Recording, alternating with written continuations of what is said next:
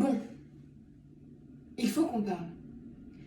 Même si la première chose qui vous vient à l'esprit, là, maintenant, ce n'est pas ce dont je vais vous parler, mais plutôt à quoi il ressemble. Ce bon vieux réflexe sociétal qui nous pousse à nous analyser avant de nous écouter.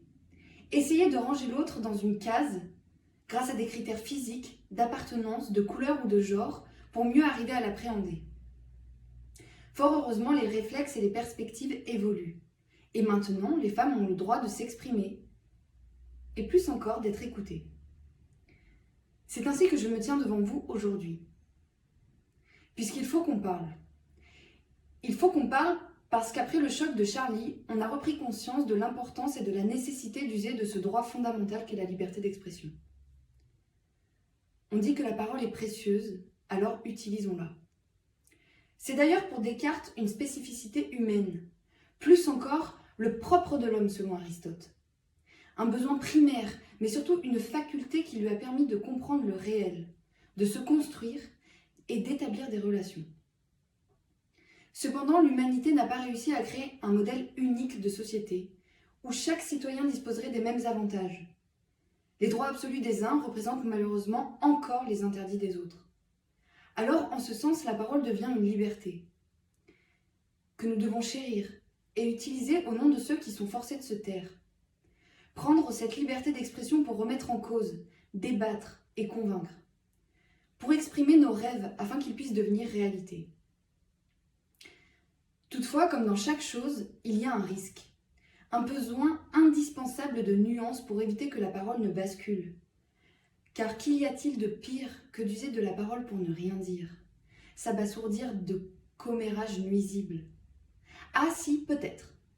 Le fait de polémiquer, sur tout et avec n'importe qui. C'est peut-être ça le prix à payer pour que la parole soit donnée à tout le monde.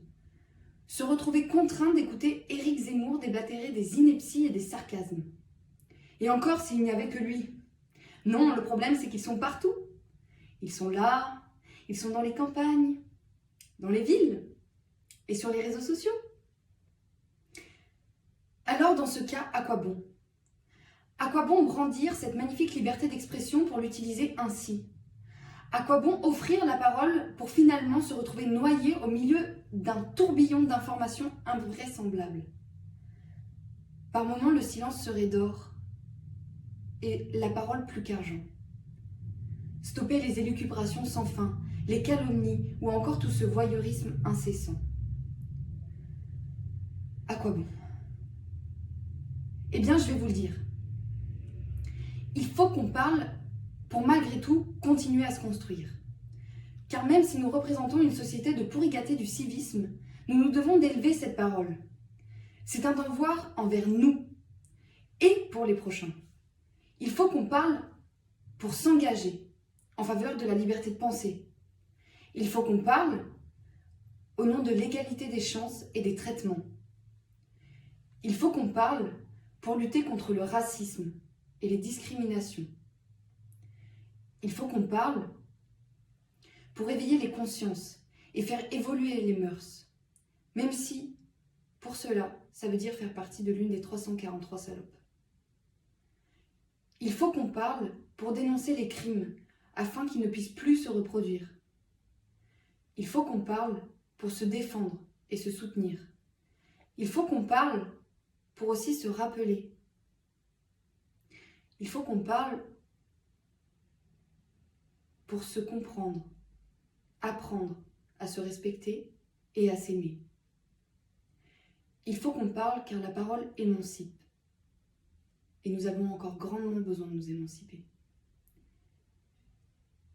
Mais dans tout ça, il y a peut-être une chose encore plus forte que la parole. On dit souvent qu'il n'y a rien de plus parlant que l'acte lui-même. Alors même s'il faut parler, n'oublions pas non plus d'agir.